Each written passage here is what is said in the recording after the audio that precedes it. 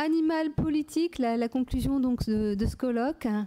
Animal politique, comment construire un projet politique pour la condition animale et lancer la mobilisation, consacrer le respect du bien-être animal dans la mobilisation politique.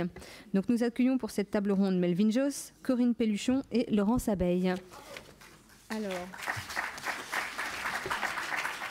je vais donc donner la parole à Melvin Josse, qui est doctorant en sciences politiques à l'université de Leicester. Il est l'auteur de Militantisme, politique et droits des animaux. Melvin, c'est à toi. Alors, bonjour à toutes et à tous. Alors, là, on a déjà parlé aujourd'hui, la France est particulièrement en retard sur sa législation quant à la condition animale, par rapport à beaucoup de ses voisins européens, par exemple. Et les associations ont beaucoup de mal à obtenir des réformes concrètes de la condition animale. Et de fait, les améliorations dont bénéficient les animaux en France proviennent la plupart du temps de décisions qui sont prises plus au niveau européen qu'au niveau national. Alors il serait tentant d'expliquer ça par, et c'est ce que beaucoup font, par des lobbies qui seraient particulièrement puissants en France. Alors c'est certainement vrai pour certains lobbies, notamment par exemple le lobby cynégétique, donc le lobby de la chasse. Mais je veux insister ici sur le fait qu'il y a aussi des questions à poser du côté des stratégies du mouvement lui-même et des faiblesses du mouvement lui-même. Je vais d'abord dresser un rapide constat de l'évolution récente de la situation, et un constat qui est positif, et identifier ensuite certains éléments qui sont nécessaires au développement d'un mouvement qui soit vraiment capable de peser politiquement, et qui, selon moi, manque encore dans le mouvement français, même si je pense que la situation évolue positivement ces dernières années. Et enfin, j'ai proposé des pistes de solutions. Donc je me base sur mes observations du mouvement dans différents pays. Lucille a parlé du livre que j'ai publié en 2013, Militantisme, politique et droits des animaux, où je comparais les stratégies politiques du mouvement en Autriche, aux Pays-Bas et en France. Et c'est un travail que je continue à travers ma thèse aujourd'hui sur les interactions entre le mouvement dans différents pays européens et les autorités et les industries au travers de la répression du mouvement par ces entités-là. Donc en termes de constat, on peut dire que la question animale est aujourd'hui devenue un réel enjeu de société. Ça fait maintenant plusieurs années. On a eu d'abord certaines figures intellectuelles et médiatiques qui se sont emparées du sujet, et ensuite une démocratisation de la question et un réel intérêt médiatique. Et aujourd'hui, on a un traitement du sujet à la fois en termes quantitatifs et qualitatifs qui n'a plus rien à voir avec ce qu'il était il y a quelques années. Malgré tout, jusqu'à très récemment, on avait encore un blocage total au niveau des politiques, que ce soit au niveau des institutions, des partis ou des responsables. Or, ce qu'on commence tout juste à voir, peut-être depuis l'année dernière en particulier, c'est qu'on a certains politiques qui commencent à afficher du moins une prise en compte de ces questions. On a des partis qui commencent à se doter d'outils pour prendre en compte la question, donc des commissions par exemple. Alors, ce n'est pas les deux partis principaux, mais c'est très encourageant. On a des ministres qui maintenant réagissent le jour même de la publication d'une enquête, ce qu'on n'aurait jamais pu imaginer il y a encore quelques années. Et aussi quelque chose de nouveau, c'est que certains lobbies, et là je pense en particulier à la FNSEA qui était intouchable, commencent à être remis en cause dans une certaine mesure par certains acteurs politiques, donc c'est quand même très positif. Donc on est dans une situation où on a une dynamique particulière qui est propice à obtenir des avancées concrètes. Or, ce type de dynamique n'est pas linéaire, et ce n'est pas parce que depuis plusieurs années maintenant on a une évolution régulière, voire même exponentielle, que ça va forcément durer sur la longueur. Et il y a tout un tas de facteurs qui font qu'on peut voir dans d'autres pays que le mouvement a eu des périodes d'expansion comme ça et des périodes suivies de périodes de régression. Je pense notamment par exemple en Autriche ou au Royaume-Uni. Alors il y a plusieurs facteurs qui expliquent ça. En Autriche, au Royaume-Uni, ça peut être la répression du mouvement. Mais ça peut être tout un tas d'autres facteurs qu'on appelle en sciences politiques les structures d'opportunité politique. Et donc je pense qu'il faut arriver à profiter de la fenêtre d'opportunité qu'on a là pour sécuriser d'une part certaines victoires, et aussi pour consolider les bases d'un mouvement politique qui, déjà d'un mouvement vraiment politisé et qui puisse durer sur le long terme, même si cette fenêtre d'opportunité-là venait à se refermer. Alors, je voudrais parler de 3 éléments qui sont nécessaires à une action politique efficace. On pourrait en citer bien d'autres, mais je pense que ces 3-là sont pertinents pour la France, parce que c'est ce qui manque, je pense, en France. La première leçon que je tire de l'observation du mouvement dans d'autres pays, c'est qu'il est nécessaire de mobiliser et de pouvoir conjuguer, de mettre en cohérence 3 types de ressources dont disposent différents types d'acteurs dans le mouvement. La première, c'est les ressources financières. Ensuite, les ressources en légitimité, c'est-à-dire entre autres l'accès aux décideurs, et les ressources militantes. On peut différencier 2 types d'actions politiques qui sont souvent entreprises par des acteurs différents au sein du mouvement, qui font leur spécialité de l'une ou de l'autre. Ça va être une pression politique positive ou institutionnelle, donc du lobbying, un apport d'expertise, et une pression politique négative ou de terrain avec une mobilisation dans la rue, de manifestations, blocages, etc. Et ces 2 types d'actions-là sont complémentaires et il faut arriver à les mettre en cohérence. Et une telle mise en commun, ou en tout cas en cohérence de l'utilisation, de l'utilisation des ressources et de la mise en œuvre de ces différents types de pression, suppose une action qui soit concertée et coordonnée entre les différents acteurs du mouvement. Ensuite, la deuxième leçon, c'est qu'on ne peut pas donc faire l'impasse sur une mobilisation à visée politique sur le terrain. Et pour ça, il est nécessaire de politiser le noyau militant et surtout de le mobiliser sur des revendications qui soient accessibles à court terme. Alors que c'est un noyau qui aura plutôt tendance à pouvoir plus facilement se mobiliser sur des revendications radicales. Et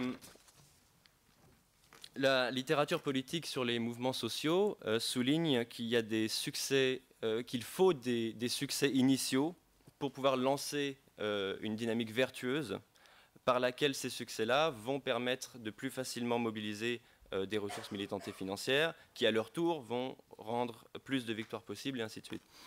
Il y a un élément crucial ici, qu'est-ce que Doug McAdam, qui est un sociologue spécialisé des mouvements sociaux, appelle la libération cognitive. C'est-à-dire le processus qui est nécessaire à l'essor d'un mouvement politique, par lequel d'abord ces acteurs reconnaissent collectivement un problème comme un problème politique, et ensuite reconnaissent leur capacité à agir sur ce problème, au travers d'un sentiment d'efficacité collective. Or, il est bien évident que pour obtenir ces victoires initiales qui vont permettre d'engendrer ce sentiment d'efficacité et d'avoir cette dynamique vertueuse, il faut se donner des objectifs qui soient atteignables à court terme. Le troisième élément, c'est qu'il est nécessaire de mobiliser l'opinion publique et pas seulement de le convaincre. C'est-à-dire qu'il faut qu'il en vienne à faire des revendications du mouvement, des priorités politiques, de façon à ce que ça devienne un facteur déterminant dans son positionnement politique et que ça fournisse une pression suffisante sur les décideurs.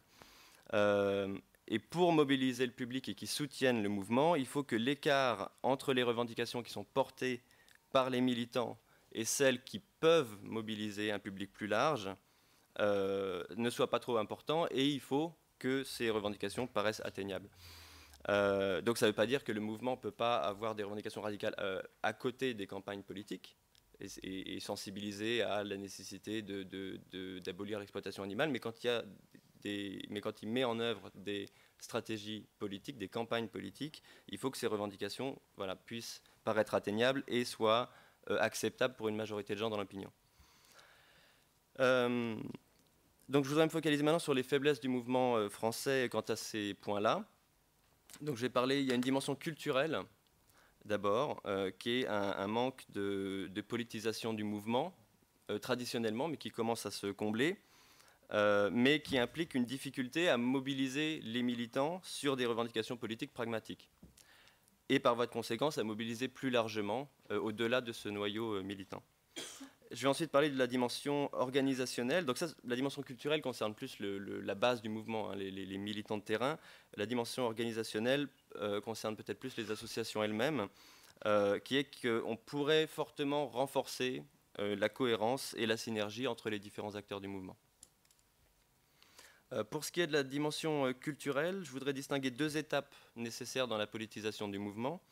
D'abord, le fait de formuler la question animale comme un problème politique, qui est quelque chose qui n'était pas forcément fait auparavant, qui commence à être fait clairement, Mais ensuite, il y a une deuxième étape qui est de mobiliser autour de stratégies politiques et de revendications accessibles. Et ça, je pense que c'est plus là que le bas blesse.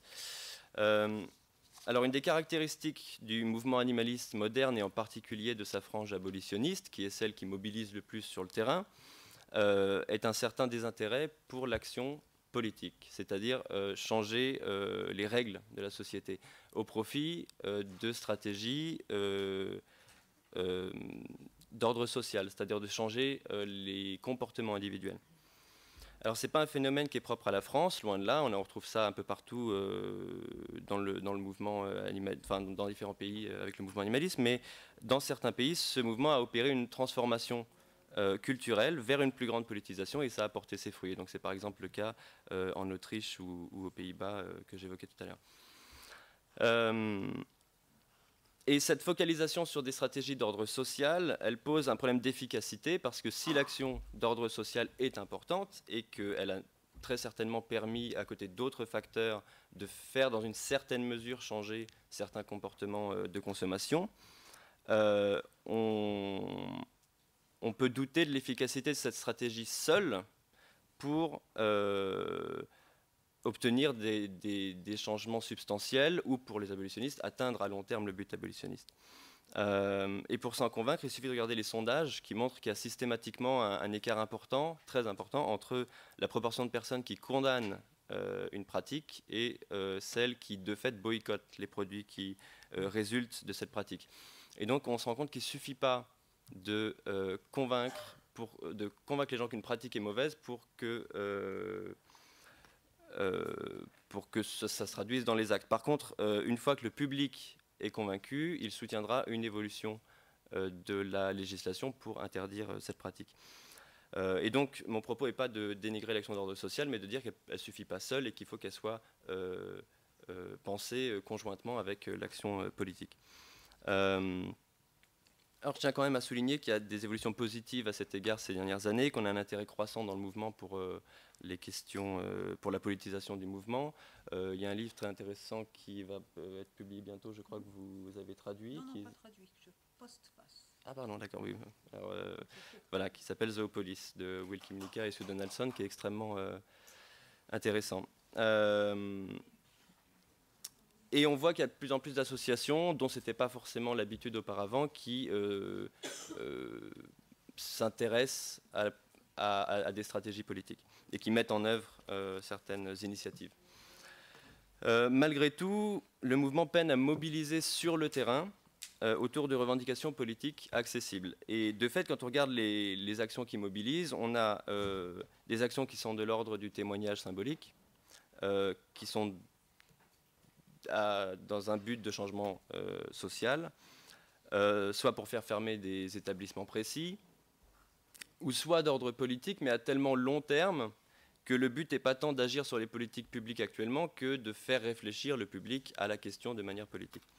Alors j'y vois plusieurs raisons, en particulier 3, qui sont d'une part l'importance qu'a pris le véganisme et la promotion du véganisme dans l'activité militante, et dans la construction d'une identité et d'une culture commune. Et je pense que cette dimension identitaire-là, elle a été très importante pour solidifier un socle de militants, mais c'est aussi une identité qui est excluante, et je pense qu'il est nécessaire de pouvoir mobiliser plus largement chez des gens qui sont sensibles à la cause animale, mais qui ne se reconnaissent pas encore dans cette identité-là. Et ensuite, l'apparition de l'abolitionnisme fondamentaliste, qui est donc cette position qui, contrairement à l'abolitionnisme réformiste, rejette la recherche de réforme du traitement des animaux au profit d'une recherche exclusive de l'abolition totale de l'exploitation animale. Donc si c'est une position qui est rare chez les associations de taille importante, on la retrouve beaucoup par contre chez les militants de terrain. Or, si on veut pouvoir agir efficacement politiquement, il faut pouvoir mobiliser cette base militante-là. Et donc, il faut déconstruire ce discours et démontrer en quoi les réformes sont importantes à court terme en soi pour les animaux, mais aussi en quoi elles permettront plus facilement d'arriver à l'abolition un jour. Et enfin, je vois le fait que je pense que beaucoup de militants ne considèrent pas des réformes politiques importantes comme des objectifs atteignables. Et donc là, on revient à la libération cognitive dont je parlais tout à l'heure. Donc je pense qu'il est important d'entreprendre un travail de sensibilisation des militants afin de faire évoluer la culture du mouvement d'un militantisme à visée sociale à un militantisme politique, qu'il faut arriver à mobiliser le noyau militant sur des revendications atteignables à court terme, de manière à pouvoir mobiliser plus largement les sympathisants non militants. Et pour cela, il faut démontrer d'une part l'utilité des réformes et que celles-ci peuvent être obtenues. Et il faut trouver aussi des revendications qui soient assez radicales d'un côté pour mobiliser le noyau militant, donc qui soient porteuses de quelque chose qui soit perçu comme une rupture claire, mais aussi qu'elles soient déjà comprises et qu'elles suscitent déjà une adhésion large dans l'opinion publique. Et donc je pense que par exemple une interdiction des cages en élevage remplirait ces critères-là. Alors c'est une revendication qui peut paraître pas assez radicale à certains, au contraire très ambitieuse à d'autres, mais on a l'exemple autrichien par exemple qui démontre qu'avec une forte mobilisation sur le terrain et une synergie des associations, comme je vais en parler ensuite, on peut arriver à abolir les cages. Enfin, c'est ce qui s'est passé en Autriche. Alors j'en viens à la dimension organisationnelle. Comme je le disais plus tôt, le succès du mouvement repose sur sa capacité à mettre en cohésion les actions des différents acteurs et l'utilisation des ressources dont ils disposent pour optimiser ces ressources-là et obtenir une plus grande synergie. Or, en France, faute d'avoir mis en place les outils nécessaires, le mouvement a beaucoup de mal à créer une telle synergie. Premièrement, on a un manque de coopération et de concertation régulière au sein du mouvement. Ça entraîne une multitude et parfois des divergences de discours et d'agenda, et une difficulté à parler d'une seule voix lorsque c'est nécessaire, et à coordonner rapidement les discours et les actions entreprises. Et donc il en résulte une faible lisibilité des revendications du mouvement pour les politiques et une visibilité moindre. Et aussi une difficulté à répondre efficacement à des événements dans l'actualité qui demandent parfois une réaction immédiate et massive. Et une telle réaction doit forcément être concertée, et ça suppose qu'un mouvement soit déjà organisé et structuré de manière à répondre à ce genre de situation. Et donc il faut qu'il y ait des liens réguliers et des procédures qui aient fait leurs preuves, et que des outils existent qui permettent de coordonner les efforts entrepris et de faire circuler l'information très rapidement. Alors il serait faux de dire qu'il n'y a pas de coopération au sein du mouvement, mais elle se limite la plupart du temps à un nombre restreint d'associations, et elle se fait généralement à l'initiative de l'une d'entre elles sur un projet précis, sans qu'il y ait un suivi sur le long terme et sans qu'il y ait de stratégie globale commune. Ensuite, il y a une absence d'interface entre les associations et les politiques. Donc les politiques manquent d'un point de repère au sein du mouvement et d'un interlocuteur unique et clairement identifié qui puisse les rediriger vers les acteurs qui sont susceptibles d'apporter aux politiques en question une expertise ou un appui sur une question donnée. Et donc c'est peu propice à encourager les politiques qui ne connaissent pas forcément bien le mouvement à agir sur ce sujet. Et enfin, on a une dispersion des ressources des associations qui doivent répéter plusieurs fois le même travail, qu'il s'agisse de veille, de création et d'entretien de relations avec les politiques, etc. Donc il est important de renforcer la synergie au sein du mouvement et entre celui-ci et le monde politique. Et pour ça, il faudrait développer un outil, comme ça existe dans d'autres pays où les associations ont réussi à se regrouper. Alors, il pourrait s'agir d'une fédération, mais c'est un modèle avec lequel les associations pourraient craindre de perdre leur indépendance au niveau de leur discours ou au niveau de leurs activités et d'être engagées par le discours de cette structure-là. Ou alors, il pourrait aussi s'agir d'une structure plus légère, qui ne soit pas au-dessus des associations, mais qui se voudrait un relais entre les différents acteurs du mouvement et entre ceux-ci et les politiques. Ça permettrait une plus grande centralisation de l'information. Ça permettrait l'aide à la prise de certaines décisions en commun, en réunissant les acteurs du mouvement de manière régulière et de manière ponctuelle lorsque l'actualité le demande. la création aussi et l'entretien d'un réseau avec les politiques via des événements de networking, des cercles de réflexion, etc. Et ça offrirait un point de repère au sein du mouvement pour les acteurs politiques. Oui, j'y arrivais de toute façon. Alors je conclue rapidement. Voilà, donc ça serait un modèle qui ne serait pas contraignant pour les associations et qui les laisserait libres à la fois de leur discours et de prendre part ou non aux stratégies qui auraient été développées via cette structure-là. Je voudrais juste souligner que dans le contexte que j'ai décrit, le contexte organisationnel, je trouve que c'est extrêmement positif l'initiative que Laurence Abeille et Geneviève Gaillard ont initiée et que j'espère que ça pourra amener les associations à peut-être travailler plus ensemble de façon plus cohérente. Je vous remercie de m'avoir écouté.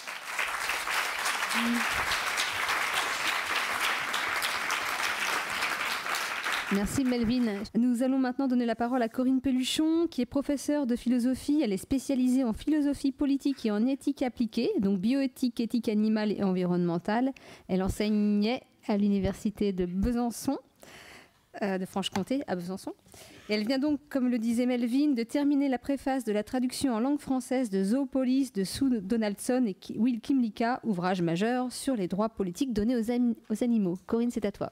Merci beaucoup. J'espère que vous n'êtes pas trop fatigués, hein, moi si, mais bon, je vais essayer de m'en sortir. Alors, mon propos va consister à dire pourquoi la politisation de la question animale, qui correspond selon moi à la troisième étape de la philosophie de l'animalité, eh bien pourquoi cette politisation de la question animale est une nécessité et ce que cela implique conceptuellement, donc intellectuellement, mais aussi pratiquement, et j'espère précisément.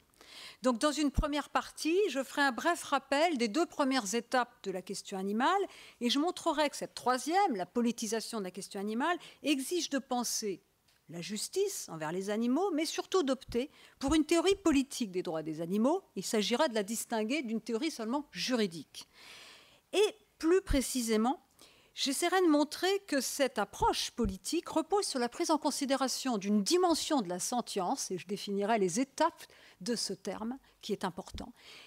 Elle repose, cette politisation, sur la prise en considération d'une dimension de la sentience qui a été occultée, à savoir la notion d'agentivité, qui montre que les animaux ne sont pas seulement des patients moraux, des objets de l'éthique, voire du droit, mais sont aussi, en vertu de la capacité non seulement à souffrir, mais aussi à exprimer leur résistance, leurs préférences individuelles, eh bien, ils sont des sujets de l'éthique et de la politique.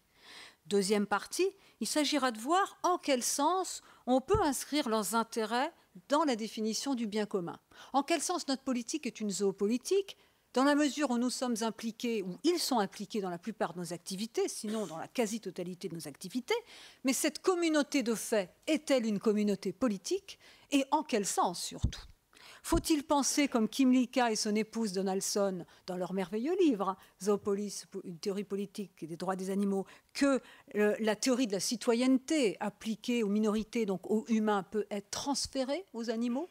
Ou bien, c'est mon opinion, faut-il prendre au sérieux l'asymétrie existant entre eux et nous et donc opter pour une autre approche politisant cette question, mais justement ne les comparant pas à des citoyens et puis faisant en sorte que les humains définissent les intérêts des animaux, mais de telle sorte que les règles de la cohabitation ne soient pas définies seulement au bénéfice des humains, ne soient pas une fondation spéciste. Alors, comment le faire ? On verra, et pourquoi cette notion d'agentivité peut être une ressource précieuse, modifiant même la manière dont on pense le droit, je crois.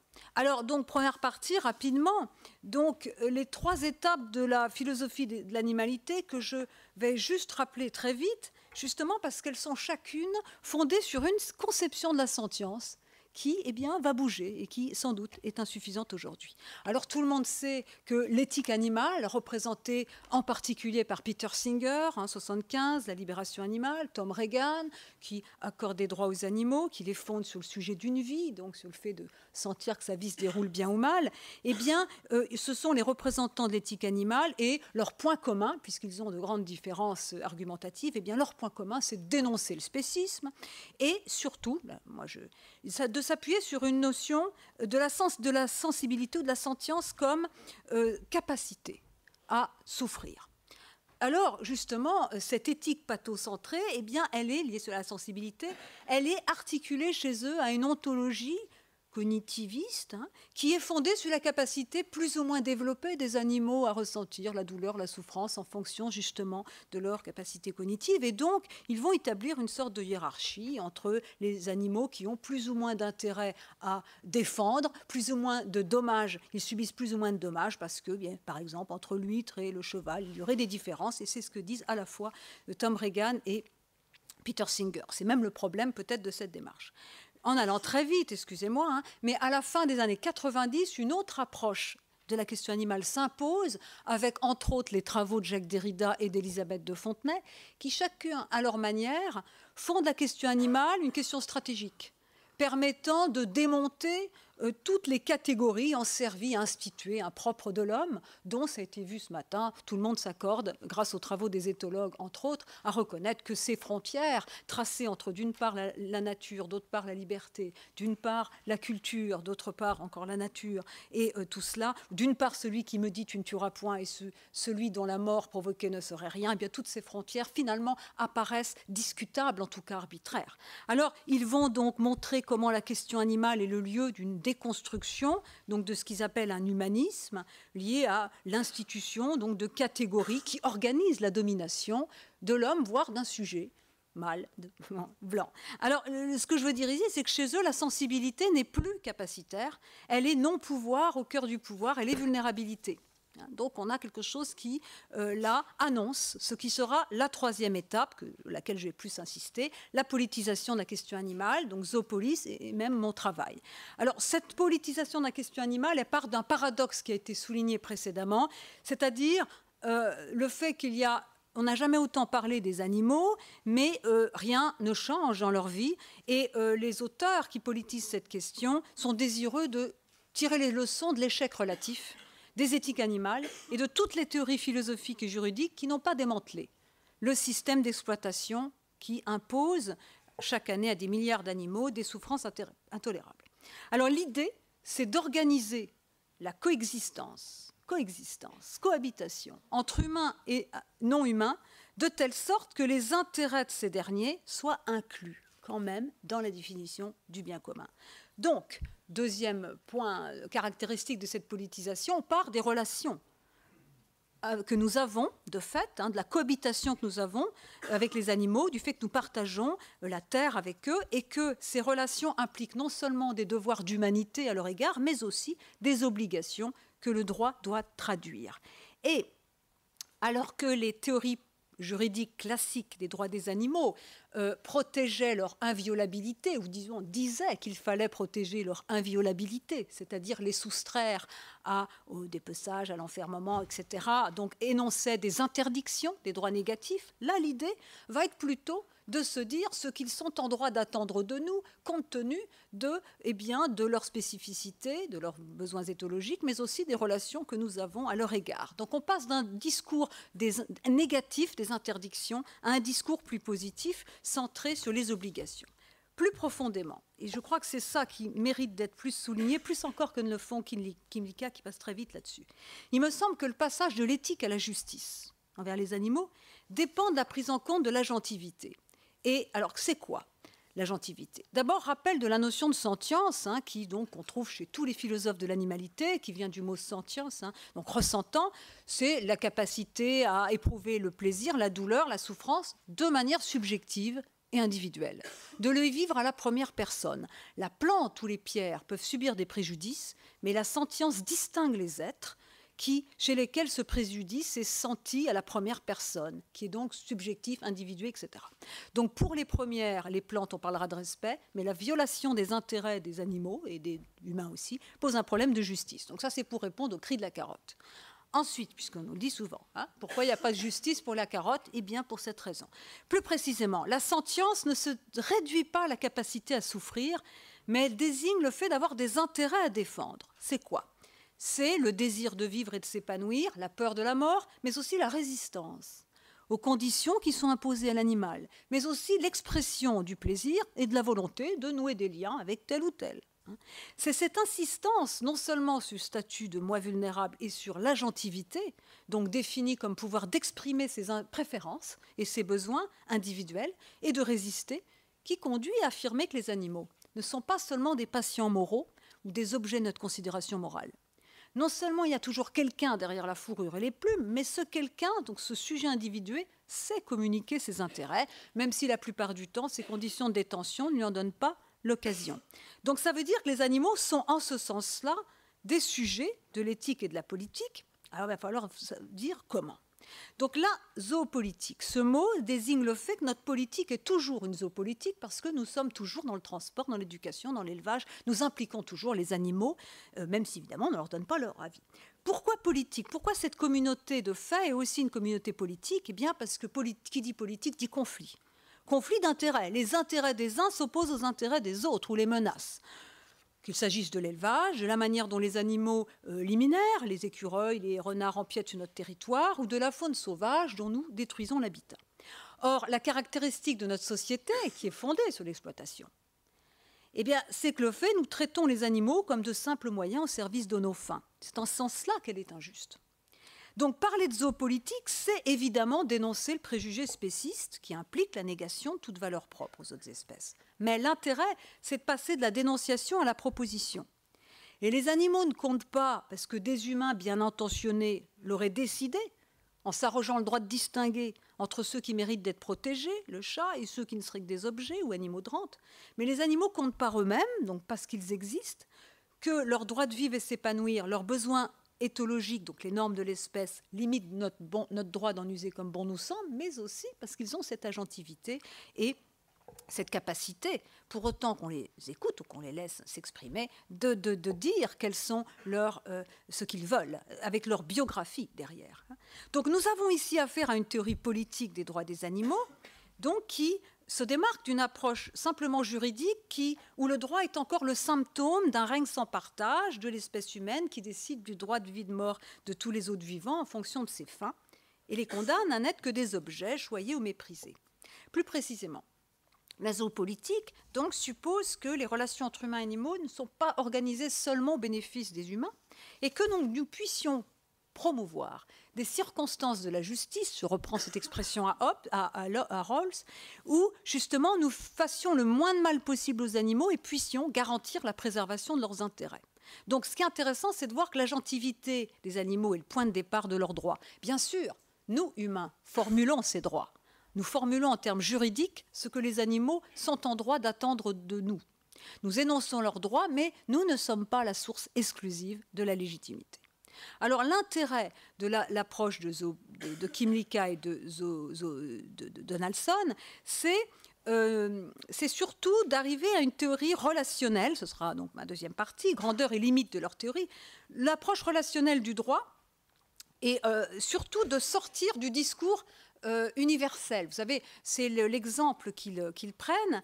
Ils disent, quand on prend l'avion, de même que les humains, quand ils prennent l'avion, eh bien, nous sommes tous, quand nous allons en avion à New York, nous avons tous le droit d'être protégés de l'esclavage, de la torture. Nous avons ces droits universels de base, mais nous ne sommes pas tous citoyens américains, nous n'avons pas tous le droit de vote. Si nous sommes français, nous n'allons pas voter, hélas, parce que sinon on virerait Trump, enfin bon, c'est pas grave. Mais bref, donc il y a des droits universels de base, et il y a des droits différenciés compte tenu de notre statut. Résidents, visiteurs, etc., ou citoyens. Et alors, ils appliquent, Donaldson et Kymlicka, cette distinction pour justement penser non pas seulement ces droits universels de base qu'on ne fait que proclamer, mais qui dans les faits ne changent rien, et leur ajouter ces droits relationnels. Et effectivement, ils vont séparer en trois catégories les animaux, non qu'il n'y ait que trois catégories, mais parce que ça donne des clés, des repères utiles. Les animaux sauvages qui ne veulent pas tellement vivre avec nous et qui veulent vivre sur leur territoire avec des normes propres, et même des sociétés constituées avec des normes assez importantes, hiérarchiques parfois. Les animaux domestiques à l'égard desquels nous avons des responsabilités particulières, car nous les avons rendus dépendants de nous, et ils ne peuvent pas vivre ou survivre sans nous, bien souvent. Et puis les animaux liminaires, auxquels bien souvent nous dénions tout droit à exister, soit parce qu'on les éradique, comme les souris, les rats, ou soit parce qu'on les déplace. Alors, ils disent justement, ce n'est pas les mêmes droits, il va falloir avoir des droits différenciés. Alors ça, c'est tout à fait intéressant. Le petit problème, c'est effectivement, deuxième chose intéressante, il faut toujours montrer l'intérêt d'une théorie avant de souligner les problèmes, c'est qu'effectivement, ce qui est intéressant dans leur théorie, c'est que il montre que le libéralisme, la théorie de la citoyenneté et le libéralisme politique ont beaucoup évolué ces dernières décennies, d'abord avec la question du droit des minorités et même de l'intégration des personnes en situation de handicap. Pourquoi? Eh bien parce que, par exemple, quand on veut penser la citoyenneté d'une personne souffrant de déficit cognitif majeur, eh bien on va promouvoir une interprétation de l'autonomie où elle n'est pas un agent délibératif, où on peut être un citoyen et même avoir une certaine autonomie, mais c'est une autonomie conçue sur le modèle de l'agentivité dépendante, quand on est, une autonomie soutenue, quand on a des déficits cognitifs, mais qu'on n'a pas, on n'est pas forcément kantien, hegelien, etc. On peut être accompagné pour prioriser ses désirs et voir un petit peu ce qui pourrait éclairer des choix politiques. Donc c'est vrai que la question du handicap, la question du droit des minorités, avec la question des droits différenciés par rapport au droit universel, ont fait beaucoup bouger les catégories politiques que nous avons, celles d'autonomie, de même celles de souveraineté. Il y a des sociétés souveraines qui ne sont pas des États. Et c'est pourquoi, de manière analogue, Kymlicka a dit, eh bien, pourquoi pas appliquer cette notion de souveraineté à ces sociétés souveraines sans État que sont les meutes de loups, les sociétés d'éléphants, etc. Les animaux liminaires, il dit, ah ben oui, regardez, les résidents, eh bien, nous avons des obligations envers eux, ils ne sont pas les mêmes qu'envers les citoyens, ils ne votent pas, etc. Pourquoi ne pas faire ces analogies? Alors, 3 petites choses avant que je critique un peu ce passage, cette théorie, c'est qu'effectivement, on a vu que les animaux étaient des agents ayant des intérêts, des préférences qui pouvaient communiquer, mais est-ce que cette agentivité en fait des citoyens? Deuxièmement, la notion de souveraineté a du sens, est éclairante en un sens, mais peut-on comparer les relations entre les humains et les animaux sauvages et le rapport entre les sociétés humaines ou le droit international, tout en tenant compte des rapports de force existants entre puissances inégales, suppose que chaque partie peut quand même déclarer la guerre à l'autre. Enfin, la comparaison des animaux liminaires avec la catégorie des résidents, elle est un peu problématique, dans la mesure où Kymlicka justifie la mise à mort exceptionnelle de certains animaux résidents, certains animaux liminaires, les tiques, les poules, etc., quand on ne peut pas faire autrement, dit-il, mais ça n'a pas de sens, évidemment, dans nos relations avec les migrants. Plus profondément, le gros problème, une fois qu'on a reconnu que la question animale était une question politique, c'est d'envisager la manière dont les animaux peuvent entrer en politique. La communauté mixte dans laquelle nous vivons n'implique-t-elle pas la reconnaissance d'une asymétrie indépassable entre les animaux et les humains? Une asymétrie qui nous engagerait à formuler des principes de la justice permettant de promouvoir une société où les relations entre humains et animaux ne soient pas justement fondées sur le spécisme. Et alors, cette asymétrie, elle vient du fait justement que les animaux ne peuvent avoir des droits que si les humains leur en accordent. Même si les fins humaines ne sont pas la source, l'origine du droit, de la légitimité. Les droits, et ça c'est déjà un changement majeur, les droits politiques n'empêchent, je suppose, le discours et même l'écrit. C'est pour ça que les animaux ne peuvent pas être des citoyens. Et que pour que leurs intérêts soient intégrés à la définition du bien commun, il est nécessaire que les hommes ou des hommes soient les porte-parole de ces intérêts et qu'ils parviennent à négocier, souvent au cas par cas, les limites que les humains ne doivent pas dépasser. Alors moi, c'est pourquoi j'avais élaboré dans les nourritures, mais pas seulement, avant aussi, une théorie politique qui s'appuie, qui définit justement des règles de la cohabitation avec les non-humains, mais qui s'appuie sur une autre philosophie du sujet, qui n'est pas définie seulement par l'individu, l'agent moral individuel humain comme source de toute légitimité, mais sur un sujet relationnel qui, dès qu'il existe, dès qu'il respire, dès qu'il habite, et donc qu'il cohabite et dès qu'il mange, est toujours en rapport avec les autres humains, d'ailleurs même futurs, et avec les non-humains. Donc, j'avais pris l'exemple paradigmatique du manger, puisqu'en mangeant, je dis la place que je confère aux humains et aux non-humains au nom de mon droit à exister. Alors, quand on reconstruit, je finirai par ça, l'association civile à partir de ce sujet relationnel, dont la vie est pour ainsi dire débordée par celle des autres existants, on ne peut pas limiter les finalités du politique à la sécurité, coexistence pacifique entre hommes actuels, ni à la réduction des inégalités iniques, mais on voit que la question animale entre de l'intérieur dans le politique, et aussi la protection de la biosphère, etc. Alors, j'aurais juste 2 choses pour conclure. Comment on arrive à faire ça? Comment on arrive à tenir cette prise en compte des intérêts des non-humains? Déjà que la démocratie représentative est un peu présentiste et a bien du mal à envisager les intérêts globaux des générations futures et qu'elle consacre seulement les intérêts immédiats des hommes actuels. C'est bien normal. Comment faire pour que ces nouvelles finalités du politique ne soient pas seulement un vœu pieux? Alors là aussi, j'ai trois choses à dire.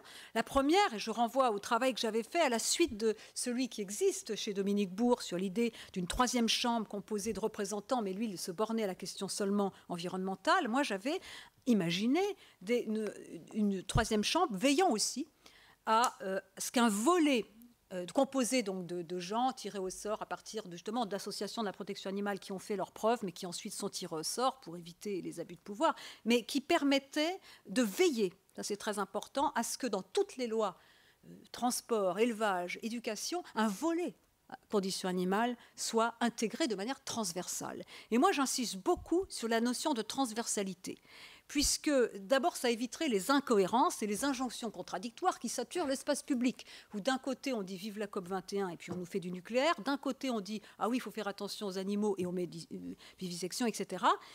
Et aussi ça éviterait, je crois, ce qui est une fausse bonne idée, c'est-à-dire un ministère de la condition animale qui secondarise la question alors que c'est une zoopolitique. Si notre politique est une zoopolitique, bien plus si ça s'appuie sur le fait qu'en vivant, en existant, l'existence des animaux limite mon droit à faire tout ce que je veux, non seulement d'eux, mais aussi de la terre, alors on ne peut pas faire comme ça un petit ministère. Et puis en plus, pour appartenir au ministère, donc, en tant qu'enseignant-chercheur de l'enseignement et de la recherche, je sais bien que les ministères, ils grignotent chacun leur budget. Déjà que la culture a rien, imaginez, les conditions animales, il n'y aurait pas grand-chose financièrement. Ensuite, il ne peut pas y avoir de représentants politiques des animaux, puisque la représentation politique suppose que le représenté puisse congédier son représentant en cessant de voter pour lui. Mais elle ajoute dans la Constitution d'un nouveau devoir de l'État lié à la défense des intérêts des animaux, ainsi que je l'ai montré, et à l'amélioration de leurs conditions, et certaines modifications institutionnelles au niveau des instances délibératives, veillant à ce que dans chaque proposition de loi, ce volet conditions animales soit intégré et que donc ces gens de la 3e chambre aient non pas force de proposition mais droit de veto, invitant donc et surtout traquant les incohérences, eh bien permettrait d'améliorer la condition animale. Ce ne serait pas une démocratie animale, mais une démocratie conjuguant les droits de l'homme et la justice envers les animaux. Cependant, pour que ce ne soit pas un vœu pieux, il est nécessaire que de plus en plus d'humains intègrent les animaux dans la sphère de leur considération morale, et même donc qu'on fasse bouger, mais c'est un travail très long, les fondations de la philosophie du sujet qui supporte le contractualisme, on va le dire, de Hobbes à aujourd'hui, qui est bâti sur un agent moral individuel qui use de tout ce qui est bon pour sa conservation et dont la seule limite à son action, c'est qu'il crée un dommage à autrui. En conclusion, l'amélioration de la condition animale est un objectif à court terme non négociable. Il faut l'inscrire dans la politique. Parallèlement, faire que la mise à mort des animaux devienne, pour de plus en plus de personnes, problématique, comme l'esclavage l'est devenu. Donc il faut travailler sur 2 fronts en même temps, ce n'est pas la même temporalité, ce n'est pas les mêmes outils. Le premier, c'est l'action, c'est même des ouvrages de vulgarisation. Le deuxième, c'est un travail, une réflexion lente. En tout cas, ce qu'on voit, c'est qu'il faut dépasser l'opposition welfarisme, abolitionnisme. Quand je dis amélioration de la condition animale comme inscrite au cœur du politique, c'est parce qu'en démocratie, qu'on le veuille ou non, et on a le fait du pluralisme, il faut trouver des accords sur fond de désaccords. Mais c'est quand même déjà l'inscrire au cœur du politique comme faisant changer le sens du politique, et puis aussi travailler à ce que le droit naturel change, dans un second temps. Enfin, je crois qu'aujourd'hui, dans les mois qui viennent, vous pourriez trouver des pistes concrètes faisant l'objet d'un large consensus, y compris d'ailleurs avec les carnivores. La fin des animaux dans les cirques, la suppression de la corrida, les caméras dans les abattoirs, l'aide des éleveurs qui veulent revenir à l'élevage extensif, même si pour la plupart d'entre nous, cela n'est pas satisfaisant puisque l'élevage est une exploitation, la suppression de certaines productions qui sont de la torture, le foie gras, le développement des méthodes substitutives. Bon, il y a un noyau de mesures pragmatiques qu'on pourrait amener, que vous pourriez amener au cœur du débat comme presque non négociable. Et je suis sûre qu'un certain nombre de citoyens seraient d'ores et déjà d'accord. Merci.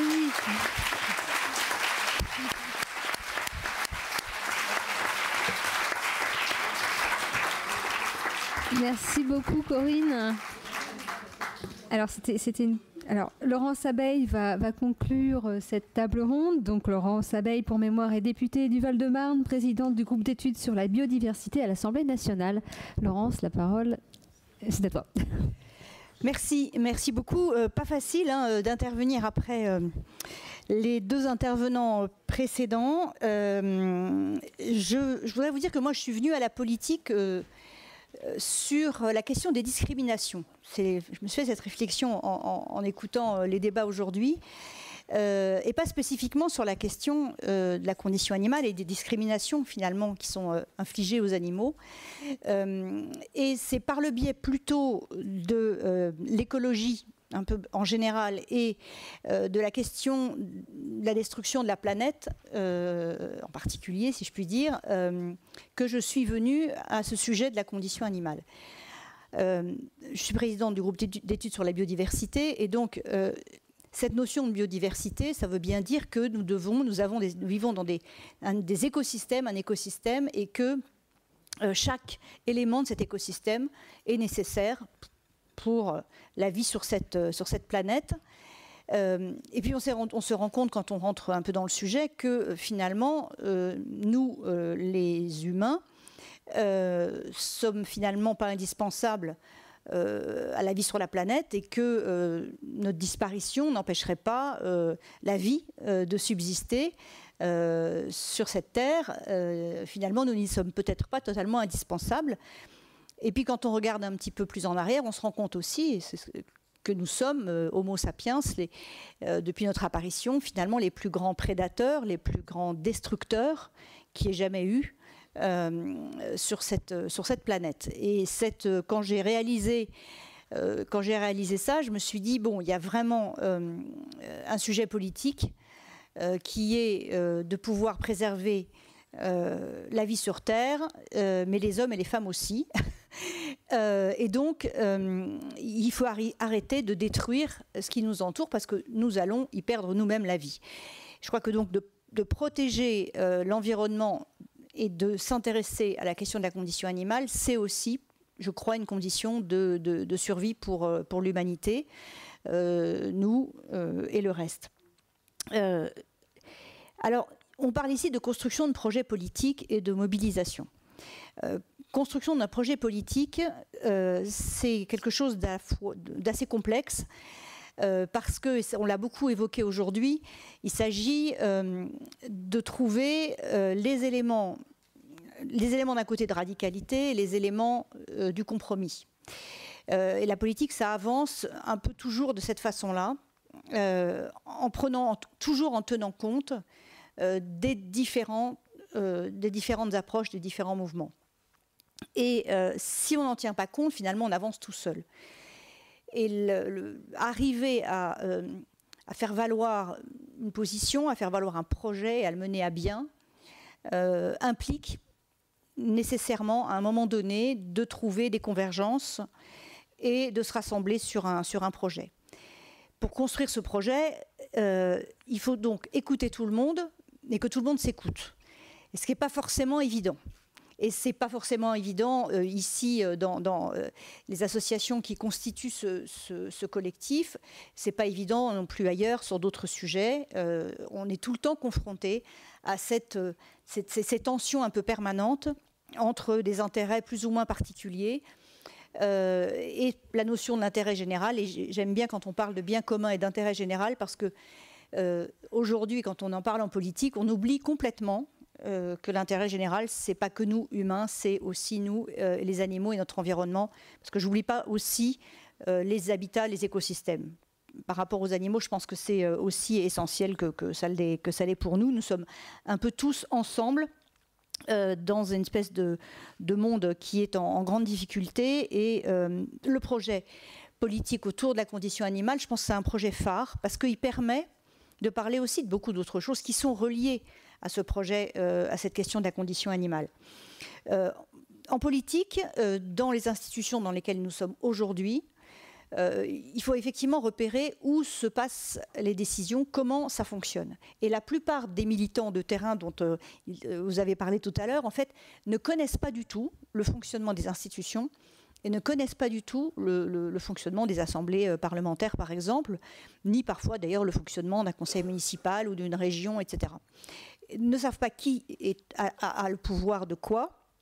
Et donc, le militantisme de base, si je puis dire, mais c'est valable aussi dans les partis politiques, hein, c'est pas seulement... Parce qu'il y a des militants politiques qui ne savent pas du tout, finalement, comment ça se passe pour la vie d'un parlementaire et quelles sont ses difficultés et de quelle façon, quels sont ses pouvoirs qui ne sont pas bien grands. Hein, je vous le dis ici, c'est peut-être pas un scoop, mais nos pouvoirs sont quand même relativement limités. Et donc d'identifier les lieux de pouvoir, les lieux de décision, ça a été dit, je crois que c'est vraiment une des missions qu'on doit se donner pour faire aboutir un projet politique sur la condition animale. Les lieux de pouvoir, ils diffèrent un peu selon les pays, hein. Il y a des pays qui sont plus régionalistes, la France est un pays très centralisé, avec des modes de scrutin aussi qui comptent, parce que si on imaginait... qu'un élu puisse être un élu strictement sur les questions animales, par exemple, dans un scrutin majoritaire à 2 tours, il n'arriverait sans doute jamais à être élu. Ce qui n'est pas le cas dans un scrutin, par exemple, à la proportionnelle, comme ça peut exister dans d'autres pays où il y a des élus qui vont porter spécifiquement la question de la condition animale. Et donc les politiques aujourd'hui, les parlementaires ou les élus ne sont de toute je dirais, structure, ne sont jamais spécialisés complètement sur un sujet. D'abord, c'est pas parce que c'est pas possible, que nous avons affaire, Geneviève et moi, dans nos circonscriptions, à des tas d'autres sujets, hein, des problèmes de logement, des problèmes de tous ordres, les inondations par exemple en ce moment qui mobilisent tout un tas d'élus partout. Et donc nous ne pouvons pas nous spécialiser complètement. Alors on fait des choix, c'est-à-dire que moi j'ai fait ce choix-là comme Geneviève l'a fait avant moi, de travailler très spécifiquement sur ce sujet dont on voit bien qu'il n'est pas porté dans les instances nationales. Et on cherche et on les leviers à identifier les lieux de la décision, les lieux du pouvoir. Évidemment, ça se passe beaucoup au niveau des gouvernements, mais ça se passe aussi beaucoup au niveau des administrations de ce pays. Ça, on le sait un petit peu moins. Et on a relativement peu de marge dans le débat parlementaire pour faire voter, adopter quelque chose. Et c'est en me disant ça, en le comprenant après quelques années, que je me suis... c'est une des raisons pour lesquelles, avec Geneviève, on a souhaité... pour construire le projet et pour construire la mobilisation autour du projet, avoir avec nous une mobilisation des associations de ceux qui, sur le terrain, travaillent sur les sujets de la condition animale. Et donc c'est en janvier dernier, en fait, qu'on a, je dirais, réuni pour la première fois. Alors à l'époque, elles étaient 22. Ça s'est un petit peu agrandi depuis et c'est bien. 22 associations qui travaillent, comme ça a été dit, ensemble, plus ou moins, qui portent les projets de façon un peu différente les unes des autres, mais qui finalement ont un fond commun quand même, et de les mettre ensemble, de proposer cette réunion, que cette réunion puisse se faire, pour nous, je pense que c'était déjà quelque chose de fort. Parce que, c'est vrai, c'était dit, nous manquons, dans la représentation politique, des référents ou des personnes ou d'une organisation, une plateforme, enfin je ne sais pas comment on peut l'appeler, qui soit réellement un relais à la fois avec les parlementaires qui travaillent sur ces sujets-là, mais aussi vis-à-vis des lieux de pouvoir qui sont le gouvernement, les ministres, et aussi l'administration. Un projet de loi, il se travaille très en amont. Le projet de loi sur la biodiversité, moi j'en ai eu connaissance bien après les associations. Ça peut paraître un peu curieux, mais c'est parce que ça a été travaillé en amont, et ça les gens ne le savent pas forcément, mais le gouvernement travaille avec des ONG, des associations, avant de sortir un projet. Et ça met parfois des mois, enfin c'est un long travail. Sur la question de la condition animale, je ne crois pas que beaucoup d'associations aient été réellement associées en amont à des projets de loi, malheureusement. Et c'est parce qu'il y a une grande dispersion, il y a des très grosses associations, on en a des plus petites, les méthodes sont différentes, les objectifs ne sont pas forcément les mêmes, mais du coup, c'est seulement au moment de la discussion parlementaire qu'on va commencer à aborder ces sujets-là, vraiment. Et du coup, c'est très très difficile. C'est très très difficile d'aboutir. Et autant dans l'opinion publique, on sent bien que les choses se diffusent et sont très fortes, mais nous qui sommes représentantes du peuple, on a beaucoup de mal à porter ça parce que la résistance de l'autre côté, elle est très importante puisque ça n'a pas infusé de l'autre côté. Donc pour que ça puisse infuser, si je puis dire, des deux côtés, il faut que la construction de ce rassemblement réellement se fasse. Je crois que c'est une des conditions pour que les sujets qui nous occupent puissent réellement devenir des sujets politiques. Et si on a voulu appeler cette réunion d'aujourd'hui « animal politique », parce que c'est les deux mots finalement qui étaient importants aujourd'hui. La question de l'animal et la question politique. Parce que le mot politique, il est un peu sale aujourd'hui. On n'aime pas trop la politique, on n'aime pas les politiques, etc. Et pourtant, c'est bien par la démocratie, c'est bien par l'action politique que, à un moment donné, on change les lois. Et c'est dans le travail, dans le lien qu'il peut y avoir entre le travail associatif, militant, etc. Mais les politiques sont aussi des militants, par ailleurs. Mais bon, à un moment donné, ils sont représentants. Et donc, dans cette infusion, je dirais, qu'on peut faire sur le terrain avec vous, par contre, on a du mal à la porter plus haut. Une des grandes problématiques qu'il y a, c'est la question de on se l'est dit à cette réunion du 22 janvier, la question de la lisibilité. La question de l'audience qu'on arrive à avoir et la question de l'appropriation. On est très souvent taxé, alors là je dis on, parce que je pense qu'on est dans le même bateau, on est très souvent taxé de gens qui veulent priver les autres de liberté, finalement. On nous dit toujours, vous voulez interdire ceci, interdire cela, interdire la consommation de viande. Et donc, cette question de l'interdiction, elle est, en termes de lisibilité et d'audience, elle est extrêmement problématique. Donc la construction d'un projet politique va passer par la construction d'un discours politique et qui va pouvoir être entendu et écouté. Si ce discours est trop complexe, si ce discours est trop radical ou voire violent, il va heurter et il aura beaucoup de mal à être accepté. Alors ça peut paraître contradictoire parce que les images de l'association L214 qui ont quand même provoqué la création d'une commission d'enquête parlementaire, c'est pas rien, c'est quand même un succès énorme, ce sont des images violentes qui ont ému l'opinion, qui ont alerté. Mais en même temps, dans le discours politique, à un moment donné, ça ne peut plus être dans la violence. On doit forcément rentrer dans une façon de s'exprimer qui va être comprise et que les gens vont pouvoir réellement s'approprier pour que ce soit le plus partagé possible. Et c'est ça, une des grandes difficultés que l'on a, cette question de la privation de liberté, cette question de l'interdiction. Par ailleurs, alors je vais revenir un petit peu sur l'organisation et les conditions de la mobilisation.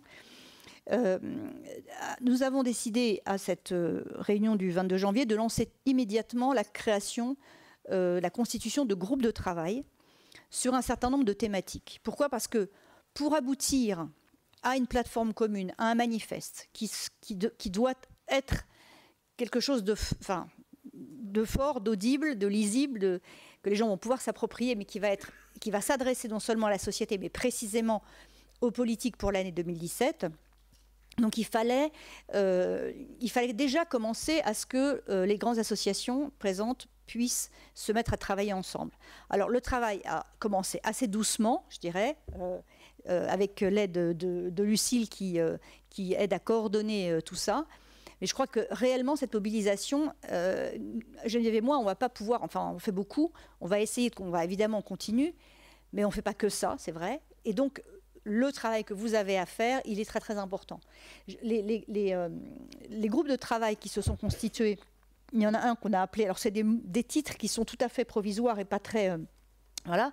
Mais le premier s'appelle Production animale. En fait, ça recouvre évidemment les questions d'élevage, entre autres. Un groupe sur l'expérimentation animale, il en a été beaucoup question aujourd'hui. Un groupe qui a été appelé Divertissement Spectacle, évidemment, ça concerne la corrida. Un autre sur les animaux de compagnie et un dernier sur la question de la faune sauvage et de la chasse. Et je dirais dans ces 5 groupes, je crois qu'on arrive à peu près aborder toutes les thématiques. Et des représentants des 22 associations et maintenant un peu plus se sont inscrits dans ces groupes et donc du coup doivent travailler ensemble selon des formes qu'ils vont avoir à mettre en place, en trouvant au sein de ces groupes des référents, des référentes qui vont avoir un peu la responsabilité aussi de travailler avec les autres référents des autres groupes. Enfin voilà, on est dans l'embryon de la constitution d'un travail commun pour arriver à dégager ce socle de propositions concrètes, lisibles, porteuses, voilà, porteuses d'espoir. Je crois que c'est aussi ça qu'il faut essayer de dire pour l'année électorale de 2017. Si ce manifeste réussit à exister et à être très fortement porté par l'ensemble des associations et au-delà, je pense qu'on pourrait, dans les années qui viennent, dans le mandat parlementaire et présidentiel, etc., et les élections qui suivront, dans la vie politique française, arriver à prendre en compte la question de la condition animale dans toutes les politiques. Parce que ce qui a été dit, c'est vraiment, enfin je le partage, c'est-à-dire que je ne sais pas s'il faut un ministère ou pas de la condition animale. Parfois un ministère, c'est juste de l'affichage. Voilà. C'est plus facile à faire que de réellement prendre en compte dans les politiques publiques la question de la condition animale de façon comme on va prendre en compte... je ne sais pas, les réseaux, enfin je pense à l'aménagement urbain, parce que moi j'habite en banlieue parisienne, mais quand on construit un projet urbain, on va prendre en compte systématiquement les réseaux d'eau, les réseaux d'électricité. Voilà, maintenant on commence à intégrer un peu plus les notions de biodiversité, etc. Mais c'est toujours par case. Et on va faire tant de mètres carrés de logement, tant de mètres carrés de bureaux, il faut faire des voies de circulation, il faut penser au transport en commun, il faut penser aux places de stationnement, il faut penser à plein de choses. Et puis après, on se dit, bon, il ne faut pas oublier qu'il faut des espaces verts. Voilà. Ben, alors, les animaux, la question de la faune et de la flore en milieu urbain, c'est quelque chose qui reste totalement anecdotique. Enfin, c'est vraiment éventuellement, si on a un petit budget, etc. Or, on peut totalement concevoir la ville, il faut que je me dépêche, il faut totalement concevoir la ville, comme on doit totalement concevoir notre écosystème et comment on continue à construire notre environnement en incluant totalement la question de notre environnement et donc forcément des animaux qui nous entourent. Mais c'est juste... alors ça a l'air assez facile comme ça, mais en vrai, c'est extrêmement compliqué parce que ça veut dire, on a parlé de formation, d'éducation, ça veut dire remettre en cause aussi énormément de choses un peu partout, dans tous les domaines d'activité. Et donc, la complexité au bout, elle est réelle. Mais c'est quand même un projet qui peut être, je pense, assez compréhensible de façon générale. Voilà. Donc, 5 groupes de travail, un événement à l'automne, pour lancer ce manifeste, pour le rendre visible, pour en faire que ce projet politique soit réellement pris en compte, voilà, par les décideurs, ceux qui vont être aux manettes dans quelques mois, pour qu'ils sachent que ce qui est porté par la société, par les associations, par quelques politiques, devra devenir un sujet politique majeur. Enfin, c'est je crois, notre ambition à Geneviève et moi. On est en tant que politique, je crois que c'est ce que vous portez tous ici, dans votre diversité. C'est riche, mais il faut aussi, à un moment donné, concilier, rassembler sur le dénominateur commun qui va être, je dirais, le levier et la rampe de lancement pour le projet politique d'avenir. Voilà, je crois que... alors merci, un énorme merci aux associations qui ont constitué ce premier rassemblement du 22 janvier. Maintenant, ils sont 27. Il faut continuer. Voilà, j'ai envie de vous dire, il y a des mois d'été qui arrivent. C'est peut-être pas facile de travailler pendant l'été, mais il faut vraiment, vraiment continuer et que des propositions émergent. Des propositions qui peut-être certaines un peu plus radicales que d'autres, mais en tout cas que nous puissions vous aider ensuite à porter largement. Merci à ceux qui ont organisé, Lucille Peuget, Olcan. Voilà. Merci infiniment aux intervenantes et aux intervenants qui ont passé beaucoup de temps aujourd'hui avec nous. Et je crois qu'ils nous ont... Voilà, j'étais vraiment passionnée en tout cas par tout ce qui a pu être par tout ce qui a pu être dit et ça m'a beaucoup enrichi personnellement. Voilà. Merci beaucoup à tous. Merci. On va quand même prendre quelques questions-réponses si vous le souhaitez. Je vais juste avant donner la parole à Geneviève Gaillard qui doit nous quitter pour prendre son train. Oui. Bien, merci. Merci à toutes et à tous d'abord d'avoir participé à cette journée qui a été passionnante, intéressante. Je voudrais remercier évidemment tous les intervenants qui nous ont éclairés, qui nous ont nourris avec leurs recherches, avec leurs pensées, avec la façon dont ils ont d'appréhender les choses. Je voudrais remercier évidemment Lucille qui s'est occupée de cette journée et risque, et je pense va s'occuper jusqu'en septembre de mener à bien le projet dont Laurence vous a parlé. Merci à nos collaborateurs parlementaires, parce qu'on ne les voit pas ici, mais ils sont là et ils ont aussi, à travers tout le travail qu'on a, eh bien, tenté de suivre au mieux et autant que faire se peut l'organisation de tout ça. Et moi, je voudrais remercier aussi Laurence, puisqu'on